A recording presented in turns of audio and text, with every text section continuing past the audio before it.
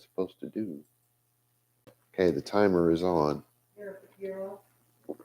What? You're on. Oh, okay. Well, hello, everybody.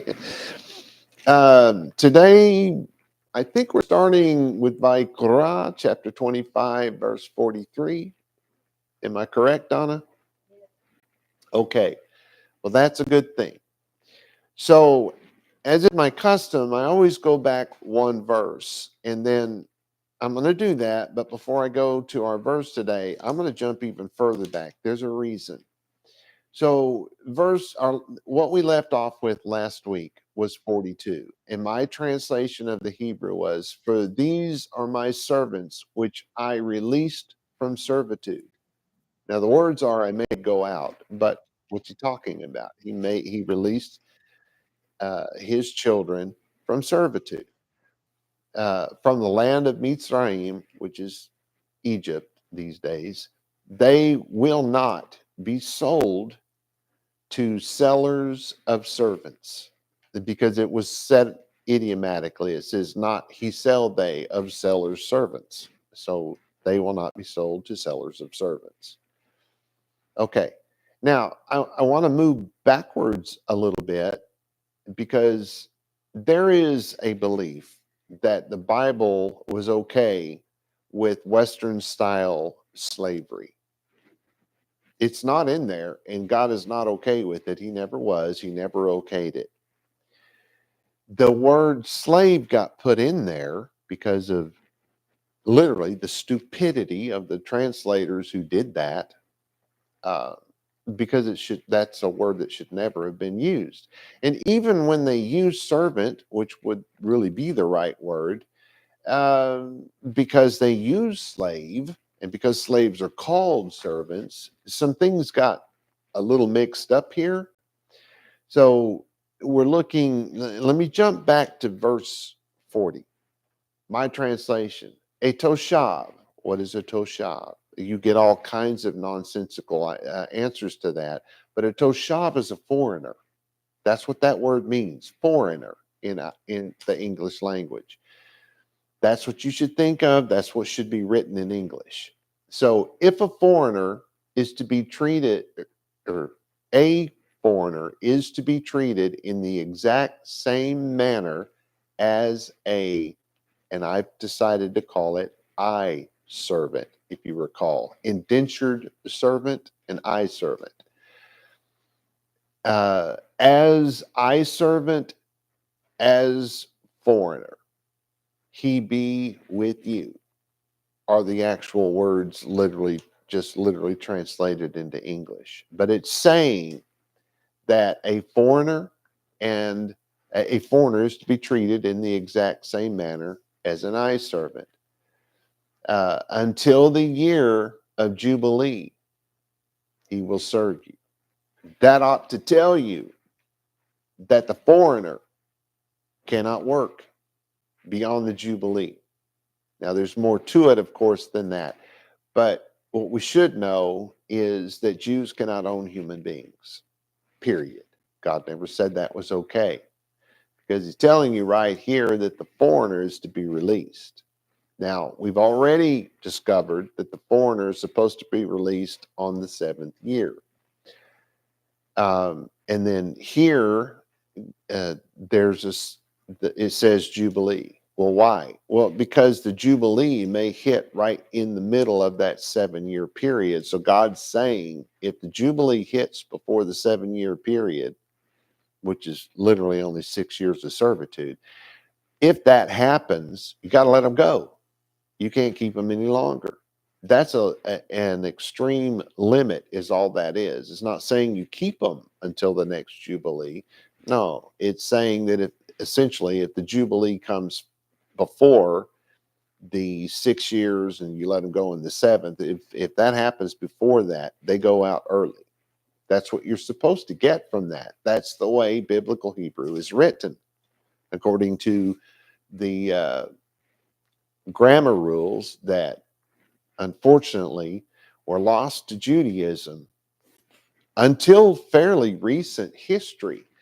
Umberto Cassuto Now, I don't know if he's the originator of realizing that there were rules, that there were rules for grammar that were right there in front of us all along. We just didn't know it. Or if he got, someone else beat him to the punch. I don't know. But he's the man who I studied that laid the grammar out, at least a lot of it. He didn't lay all of it out, but he laid a lot of it out in his two books. Umberto Casuto, or yeah, Moshe Umberto something else Casuto. But if you just look up Umberto Casuto, you'll find him. So anyway, Drauzine and Wagner toss this little tidbit in. They're quoting somebody else. Just as a hired laborer is required to receive payment every day that he works, and they're getting that from Deuteronomy 24:25, and they are correct, so must the servant, and just as the resident may not be wronged, so must the servant not be wronged. And that's also from Deuteronomy, but it's from 23:13. This is absolutely correct. The point I would hope here is that it makes no difference what type of servant this is. They are all treated the same, because that's what this whole thing is trying to tell us. An eye servant, as I call him, indentured servant, is a person whose parents have sold him or her, or has sold, or the person has sold his or herself into indentured servitude. Okay.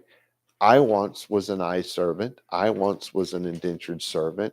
I signed on that dotted line when I became a member of the United States Air Force. That is, in fact, indentured servitude. They don't hide it. And it's just like Bible servitude, or indentured servitude, because that's where it ultimately came from. So you become their servant. You do what they tell you to do, and you don't ask questions. In their case, you say yes, sir, or yes, ma'am, and you do what you're told to do, right? That's why that's why servant is used here. Because if you're someone's servant, you're there to serve them, to do what they ask you to do. Now, I got a paycheck, just like the Bible says a indentured servant is supposed to get. I didn't get it once a day, but I agreed to accept it. I think it was every other week or once a month or so. I don't even remember. It's been so long ago. But that's the thing. God says pay them every day. Well, if they agree to work for you and get a paycheck once a week or paycheck once a month, that's actually acceptable if you made that arrangement ahead of time. The fallback is if you did not make this arrangement, they have to be paid at the end of their shift that day, every day. So keep that in mind, because the problem with the people not understanding how the grammar worked in the biblical period is that they miss things like that. They think that no matter what, the servant has to get a daily paycheck. No, they don't. That's the outer limit. That's the, what am I looking for here? The thing that you fall back on. We could say standard. It's not the word I'm looking for, but it'll work. That is the minimal standard. If you're not going to set this stuff up and they're not agreeable to it, then you have to pay them at the end of their shift every day. So if you don't want to do that and they're okay with getting paid once a week or once every other week or once a month or whatever the deal is, that's fine, as long as it's agreed to ahead of time. And it's just like this thing about the Jubilee. It's not saying that you keep this person until the next Jubilee, potentially keeping somebody until their death. I mean, no, that's the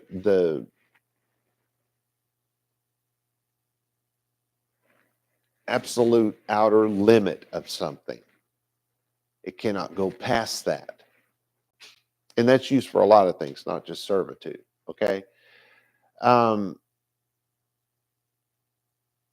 so these people sell themselves into indentured servitude in the exact same way that I sold myself. We made a deal, we wrote out a contract, and I signed it, which is, maybe, you could trust somebody that their word was their bond and you'd be okay. But I, the Bible didn't really talk a lot about it, but I promise you, most people were smart enough to get it in writing. Okay, so you're getting that this is nothing like uh, in Western slavery. I almost had the word there. It's something bellum slavery. I don't know why I can't think of the word. I'm having trouble with words today. Oh no. All right, so they've done that to themselves. Well, there's examples of that in the Bible. There was this man, he went and met this other man and said, "Hey, I'll work for you for 7 years. If at the end of that 7 years, I get your daughter for my wife and I get a few sheep and maybe a goat or two and some cows." And then he got tricked and the guy gave him the wrong daughter and then he had to work 7 more years. Is that not exactly what we're talking about? Indentured servitude. They made a deal. One guy ripped him off a little bit, but he did get a lot more sheep and cows and wives out of the deal. That part I don't know is such a good thing. But it worked out for us because between those two women, we get the 12 tribes of Israel. Okay. I don't know if I want to go through all this other stuff. But I want to take you back to that because that still applies to our verse today. So let's look at our verse today. It's verse 43. This is just a very literal English. Not you rule in him with cruelty and reverence you from God you. So you start off with lo ti rede, or de, you could say. So you'll not rule. You won't, because if they're working for you, they have rule over you. Just like in the military, I had to say yes, sir, and yes, ma'am, and all that kind of stuff. They decided where I was going, what I was going to do, the whole thing, right? This is exactly the same thing that we're talking about here. And so you're ruling over this person, but it's saying you do not rule. I'm going to say it vo, so it doesn't sound like vo. You don't rule in it, in being the you being the I holder and the I serve, over the I servant. Can I say it that way? You don't rule in it. What is the it? Befarech. So the it is the servitude, and what you don't do in the servitude is rule with cruelty. You cannot oppress your servant. You cannot be tyrannical to your servant. And it's from the signification of the idea of crushing. If your servant is scared of you, if your servant feels that nothing they can do can make you happy, it could be in their head. Maybe they're imprinting you as being just like their dad back home. Or maybe you're crossing the line. So if you're Jewish and you have someone working for you that you're paying, we don't call that slavery anymore. But make sure you're not doing this wrong because God's saying you don't do this. VaYiqra, and reverence you literally. So your reverence, me Eloheha. Yeah, I guess that went where it went, where it was supposed to. Your reverence is from your God. It's not reverence of God. It's not reverence to God. It's reverence from God. And we really need to understand this because the translators did not get this right. Your reverence is coming from your God. Uh, so my translation, you, speaking to the Jews, speaking to those who call themselves the children of God, and hopefully those who call themselves the children of God obey God. And so if you're obedient to the God who created all that is, the God of the Jews, um, you will not rule over a servant with cruelty, and your reverence is from God. See, this is something that it's more important for you to understand that you can say that you reverence God. But if you don't obey God, your reverence does not come from God. I hope you guys can get that. It's all metaphorical here, if you will. Let's move on to the next verse because I need to tie these things together. We're looking at verse 44. Very literal English. A male servant you and female servant you, that he be they to you from, and then there's a word that's just an arrow, pointing to something. The goyim which round about you, from them you acquire they male servants and female servants.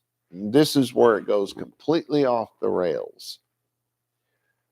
Ve'avdecha, and so avodah, servant, service.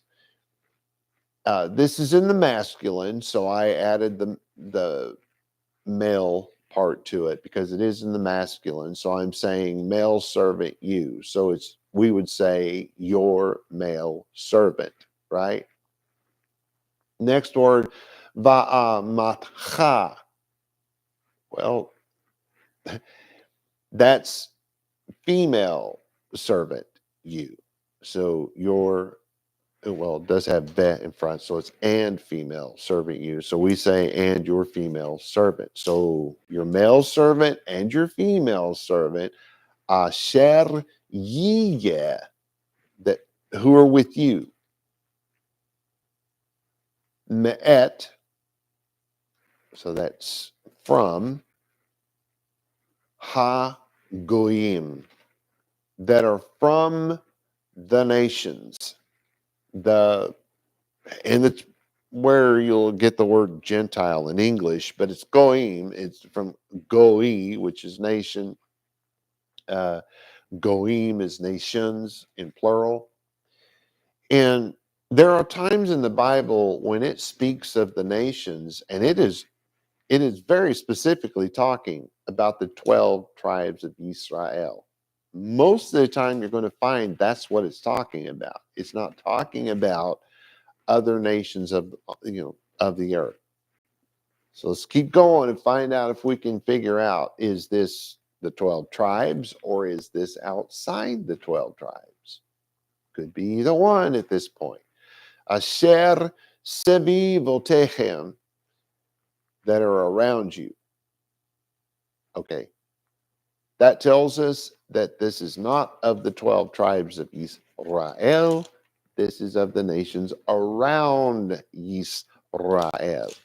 It could cover every nation of the planet, actually, because in the Bible, in biblical Judaism, Israel is in fact the center of the planet.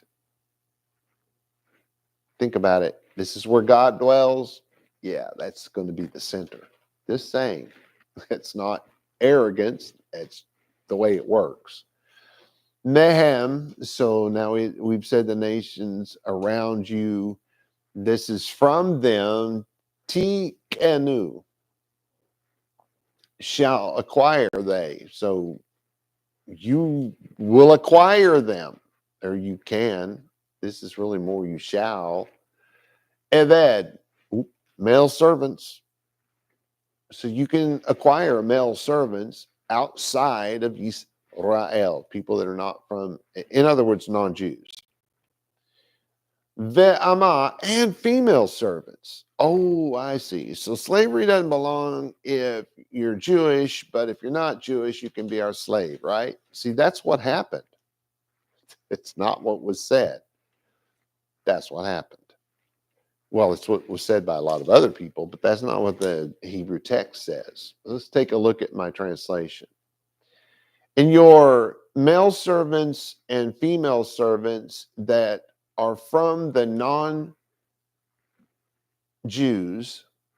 the non-Jewish nations, let's put it that way, the Goyim, around you, from them you may acquire an eved, a male servant, and a female servant. You may acquire.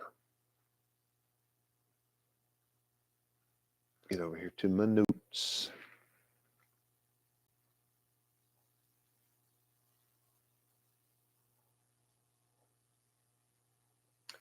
What, we're on 43, right?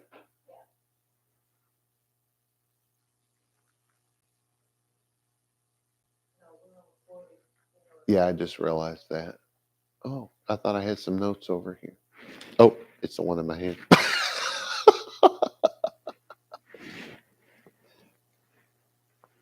Okay.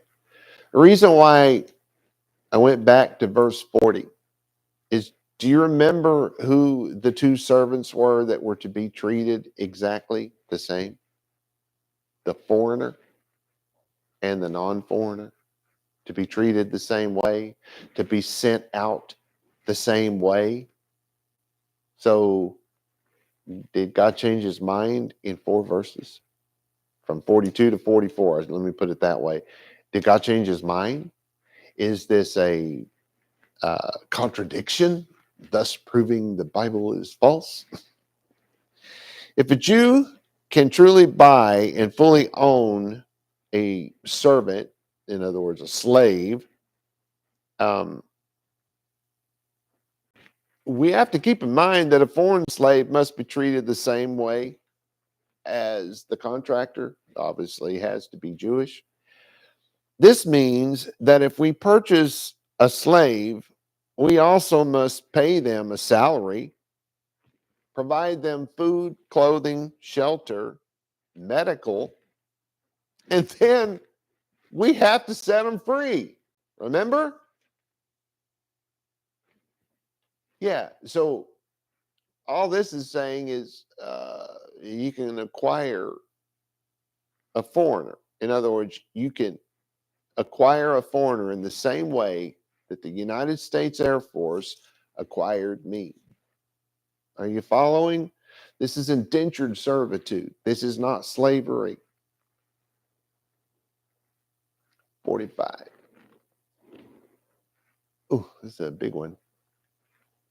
And again, this is very literal English. And also from children, the foreigners that dwelling among you, from them you acquire they, and from families there that among you that born he in land your, and be they to you to possession. Oh, see now. Yay, yay. The only way you can make this into Western style slavery is to take these verses out by themselves and act as if this whole section is not connected in any way. V'gam mi b'nei ha-toshavim. So it starts off with v'gam. Well, gam is also, indeed, truly, that sort of thing. Mi b'nei, so from children. So also from children, ha toshav, and also from the children of foreigners. Hagarim, that are dwellers. This is a continuation of the same sentence. It was broken up into English into two, but this is the same sentence. You starting to see what's happening here? You got the overview in the previous sentence. Now you're getting the detail, if you will. It's not exactly what's happening, but that almost is what's happening.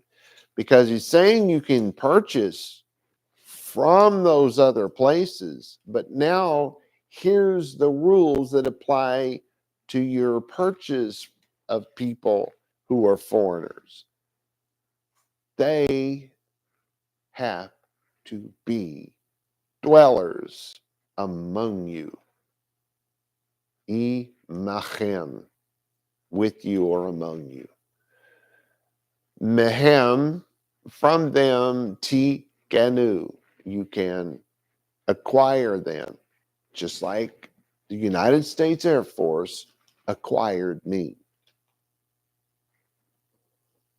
Umi mishvachtam, and from families there, though, you can acquire them from their families. You know, their family can put their sons or their daughters into indentured servitude, or the kids from these families who live in Israel. These are the foreigners from which you can enter into this type of a deal. Asher imachem, golly, imachem, that are with or among you, asher holidu, that are born, ba'azechem, in your land. No, you cannot get on a boat and go to some foreign land, scoop up a bunch of unsuspecting people, stick them in chains or whatever it was they did, and drag them over to Israel and put them to work as your slaves. Antebellum South. That's what I was trying to think of. No, you can enter into this type of a deal, you know, where you're giving them a paycheck, where you're giving them a place to live and food to eat and clothes to wear, and all. You're totally responsible for them as if they're your own child, except you're paying them and they're supposed to be doing a job. And in this indentured servitude, it is just like it was when I was in the military. If I disobeyed those who were above me, I could be punished. I could be put in jail. I could be given a dishonorable discharge. I could be fined money. All kinds of bad things could happen to me if I disobeyed my superiors, right? They got that from the Bible. And this indentured servitude is the same way. If these people don't do their job, they can be punished. The deal can be off. And if the deal is off and they've already given your parents money, your parents are going to have to pay them back. They're going to be pretty mad at you, you know? That money was supposed to provide you, if you're a woman, with a husband. If you're the son, that money was probably to help take care of your elderly parents or something. You know, don't do that. If you get in that contract, you sign it, you do what you're told to do. But these foreigners have to be born in your land. Ve'hayu lachem la'ahuza. So that ends with, and they will be to you for a possession.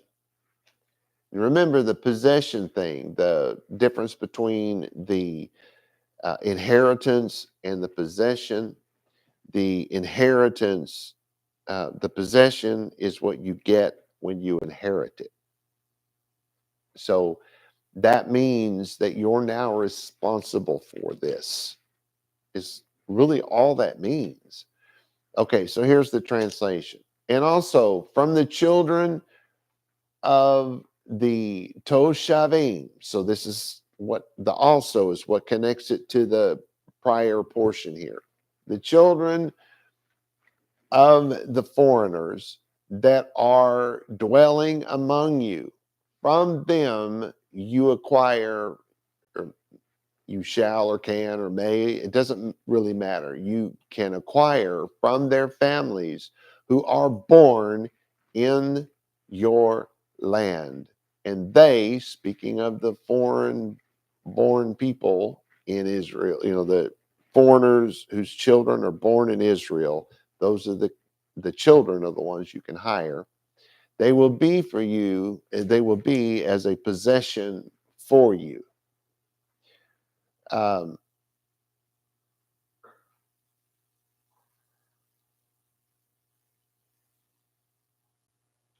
this word,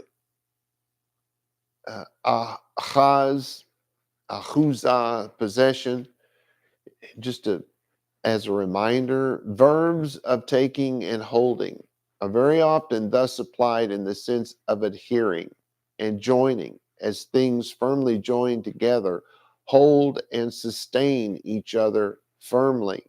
This is the word from which we derive our word for marriage, to take a wife. Are you understanding why it's important that this word is used, so that you get the idea that you're supposed to treat this person very well? These words do not mean that these Israeli-born immigrants become the property of the Yehudim, of the Jews, who purchased and now own them. No, at no time did the Hebrew text ever imply that. The image of holding, adhering, joining, sustaining, all of that stuff is familial relationship. Familial, like family. God is telling his children that they have to take care of these particular immigrant servants in the same way that they treat their own family members. We are limited as to which immigrants we can hire as indentured servants. We can't just take any of them. They have to be the children of immigrants who have immigrated to our land. We cannot hire the people who immigrated to our land. We can only hire their children. That is the limitation on purchasing a servant who is not a Jew. And he's already told you in verse 20, you have to let them go. You don't own them. And you don't treat them like you own them. You treat them like family. That's the whole point. Drazin and Wagner says, Onkelos and Pseudo-Jonathan add uncircumcised, as in Deuteronomy 14:21 and 28:43. And as explained in Sifra and the Babylonian Talmud in Yevamot 46a and in 78b, to make it clear that Scripture is not addressing the purchase of non-Israelite servants. They're not addressing the purchase. Uncircumcised is also inserted into verse 47, which we have not yet reached. Now, I, of course, don't disagree with the word uncircumcised. Not wholeheartedly here. However, what happens when Jews are not circumcised? What happens when the foreigner is not actually uncircumcised? Well, if you're not talking about the purchase, why would they put uncircumcised in there? So this is something that most Jews would not know about, but Christians would certainly know about that. When you read particularly the letters of Shaul, Ben Gamliel, they call him Paul, he talks about the circumcision and the uncircumcision. I believe that actually shows up in the letter of Acts, chapter 15, and it's used in the very same. Here's what's happening. The circumcised among the Jew people called circumcised are the Torah observant. Because if you observe the Torah, you will, if you're a male, be circumcised, right? But the Bible, the Hebrew Tanakh, the Hebrew Bible, it's not really a word. I'm losing my comfort with saying that word with every year that passes. The Hebrew Tanakh talks about the circumcision of the heart. And this is what's more important to God. He made that very clear. And should be more important to us, the circumcision of the heart. Because the circumcised of the heart obey God. The uncircumcised heart disobeys God. Shaul actually quotes the passage where that all comes up. And that's what's happening here. They're not saying that a person is or is not physically circumcised.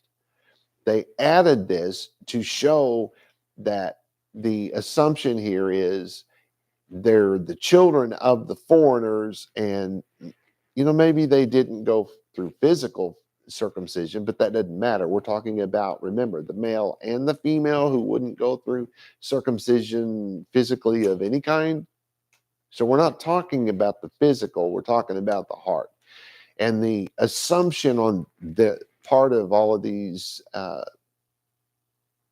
persons and documents that mention this is that their parents probably aren't raising them in Torah observance. Well, it's a dumb assumption, because if you lived in the land of Israel back when this law was written, or at any other time, if you live in America, we have this little thing, it's called the Constitution, and it is in fact literally the law of the land here in America. And everything, every law, every statute, every whatever else they call it, has to align itself with the Constitution. The Torah, the law of God, is the constitution of God's people. So in the land of Israel, the actual land, the actual law that no matter who you are, if you live in that land, your constitution is the Torah. You get it? The dumb assumption is that just because they came from another country, they probably not raising their kids Torah observant. So that makes them the uncircumcision. Just like in the New Testament, when they're talking about circumcision and uncircumcision, they are not talking about the Jews and the non-Jews. They're talking about the obedient Jews, who are called the circumcision, and the non-obedient Jews, who are called the uncircumcision. It's been around. That idea has been around a very long time. Well, I'm ripping through them today. Okay, so we're moving on to 46. Another kind of long one, but this is literal English. And as one owns, I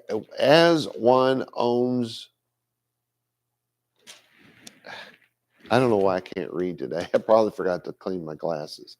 And as one's own, they, with them, for children you're after you to inherit possession to eternal, in them shall servant they, and with Torah observant relative your, in other words, your brother, children Yisrael, man with Torah observant relative, again, it's going to be the word his not shall rule in it with cruelty. I guess I could put this down. Probably making all kinds of noise. I do apologize. Let me get a sip here.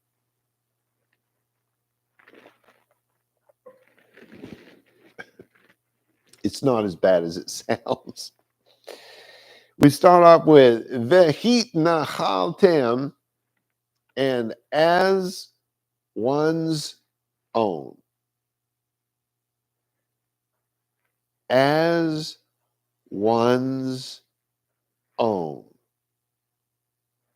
So if I were to say you treat this child as one's own, would, does that make sense now? As one's own? As your own.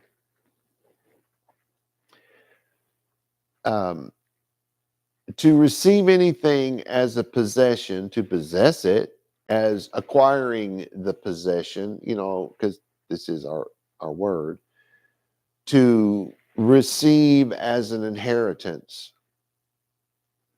So you realize this is connecting to the previous. It's still the same verse in Hebrew, just not in English. You see what's happening here? God started off with you can you can purchase a servant. In other words, make a deal with somebody and they go to work with you for a certain amount of time for certain things. There'll definitely be money, but there could be, you get a wife out of it, or she gets a husband, the girl gets the husband out of it. They may get some sheep, some goats, some cows, some hay, some land. I mean, it could be anything. It's up to you guys, right? But here, so you get this, you can do this with the foreigner, but it has to be the child who was born in your land, who's the child of a foreigner. Can't be just any foreigner. And now it's saying, as one's own.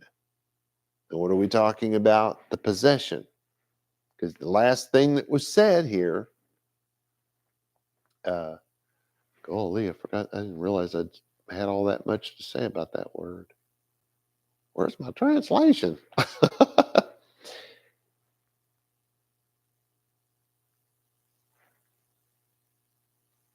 They will be a possession to you. So you just stop there and act like there's nothing connected to that, and it's not connected to the previous verse, and surely it won't be connected to the next verse.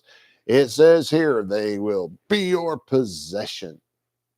And yet, in the next verse in English, again, it's not the next verse in Hebrew, it's the same verse in Hebrew, as one's own. You get where I'm going here? You're going to treat them as if they are your own. So it says, otam, which is the word et has no meaning. It's just, I always just draw an arrow because it points to the next thing, to this idea is going to connect to it. Literally, it's just an arrow, has no meaning. But they've added the at the end of it. So we say with them or just them. Either way is fine. The with is kind of out there, but it is real common to say with them. And who's the them? What's this arrow pointing out? Li v'nehem. I don't know, but did you hear B'nai here? You should have, because as if they are your children. And all three of these separate individual verses in English are one verse in Hebrew. It's all one thought. You will treat this possession as if they are your own children.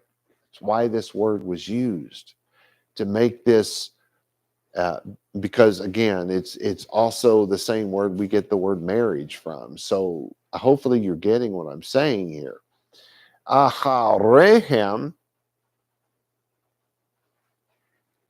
that's behind or after. So like following somebody. La reshet, after you have retained them. Can I say it that way? Really kind of what it really is, what it means to occupy, especially by force. Of course it's going to be used that way. a net, so-called, from catching. So you remember every Hebrew word has the positive and the negative. Barach is usually thought of as blessing, but it's also the word for cursing. Look it up. I'm not making that up. So anyway, ahuzah. Well, there's your possession again. What's happening here? God is building these words up and saying them in several different ways. So this makes this incredibly important here. Le'olam, eternally. Oh, so you're going to have them eternally, but they're going to be your children. So after you die, they're going to be your children in heaven. You know better than that. Oh, so they're going to live eternally. Oh, that might make me want to be a servant if I get to live eternally, right? Well, maybe when I was 23. But anyway, that is the word for eternal. Bahem, in them, ta'o vodu, they shall serve you. So it sounds like they're saying they will eternally serve you. Well, people, that's not possible. Think about it. No, we don't. Let's say I take you as my servant. I'm pointing at you right now. You are my servant, right? But now you're going to be my servant eternally, and I'm going to be your whatever we're going to, I forget what we were going to, employee or employers, remember that from last week. You're going to be my employee forever, and I'm going to be your employer forever. Really? Which one of us is going to live forever, right? Think about it. That cannot be what's being said. It's too stupid. U ve'achechem.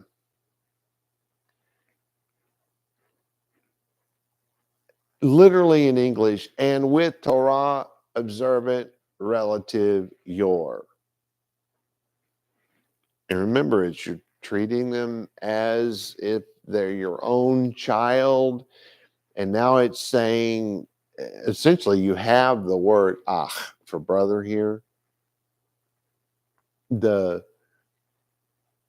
brother can be so many things. It can be your brother whom your father and your mother, what am I looking for? Biological brother. That is, by the way, something I don't have is I don't have a brother from the same mother and father, right? Because there's myself and my sister. But I do have some half brothers and some foster brothers, I think, and some step brothers through marriage. Does it really count if the divorce happened? I don't know. We all still think of each other as brothers, right? Your brother can be your fellow Jew, of course. Your brother can be, like, say, we're Jews in America. Your brother can be a fellow American. Your brother can be a good friend or buddy. I mean, the people that just listen to any combat vet talk about the people who he was in the trenches with. He's always going to call them his brothers, right? And even if you can't relate to the military thing, what about that best friend you've had for the last 40, 50, 60 years? I have a friend named Tommy. We've been friends for 40 years, and we call each other brother. We're not related in any way, not by religion or anything, except we can say that because of the friendship, right? So this can cover a lot of things. But what are we talking about here? What are we looking at here? This is the Torah. And it is the law of our people. It is our constitution. That's what it was supposed to be from the beginning, and that it was supposed to have no end. Even Yeshua said, I didn't come to destroy that. Didn't he? Anyway, hopefully you know what a brother is. B'nai, so it's children, the brother of your children. Yisrael. You could say that's limiting you to the brothers of Israel, but if it does, and we're about to find out, if it does, then it's going to be the Torah observant ones. You can't call yourself a brother if you're Torah observant and he's not, to the degree of a brother in religion. We can be a brother because we have the same mother and father.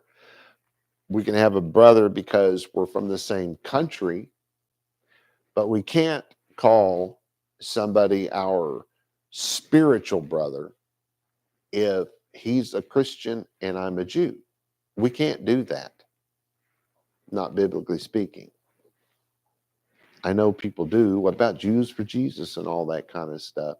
Well, I guarantee you that, like my friend Tommy, who is a Christian and I'm a Jew, we're brothers because of our friendship, not because of our religion. Hopefully I've made that clear. Not saying that you can't be brothers, but religion-wise you can't. And this is the Bible. This is the law. This is going to be Torah observance. There's nothing else that you can have in Torah observance when you're studying the Torah. It is Torah observance. Okay, anyway. The brothers of Israel, this is Ish, which is a man. Be'achiv, there's your brother again. You're Torah observant because this is the Torah itself. This is the actual law of the Torah. So, yeah, this is Torah observance we're speaking of here. Then what do we got left? And then we have lo, which is not no. This is a negative article, is what it's called. Ti rede, rule. Shall not rule. Remember that from the very beginning today. You can't rule over. And then I like to say this, ve'o instead of vo, because someone might think come or go or something like that. Ve'o, and, or not and, in it or in him, he, befarech, in cruelty. Okay, so here's our translation. Oh my goodness, I better wrap this thing up, huh? And they will be as one's own, for your children after you to inherit as a possession forever. They may serve you, but with your Torah observant relative, the children of Israel, a man with his Torah observant brother shall not rule him with cruelty. Okay, so I think my explanation may have led you to think I was going to say something else. This is what's being said here. And they will be as one's own for your children after you to inherit as a possession. Remember what a possession is, right? Forever. They may be your servant. You see where this gets messed up? Because that sounds like I'm saying that these people, you're going to pass them and their children down to your children and your children's children, right? No. I know that's what it sounds like in English. That is not what the Hebrew text says. The Hebrew text says, forever and ever among the Jews who live according to God's law, the only people that we can hire as indentured servants are either other Jews or the Jews or the immigrants who live among the children of the immigrants who live among us. That is what will last forever. The indentured servitude is over in 6 years at the most, maybe even less if the Jubilee happens before that 6 years is up. Do you not see what's happening here? It's not the person. The person cannot live forever. God is certainly not going to send some person. Let's say your servant was some serial killer You're going to have that serial killer's going to get into heaven because he's your servant forever? This is ridiculous. This law and who we may enter into this type of an arrangement with will last forever to you and your children after you. Now try to read that again in English and see if that doesn't kind of sound like what I just told you it means. I hope so. Maybe you'll get a decent translation. All right. I've run out of time, so we'll have to call it. Shalom shalom, everybody.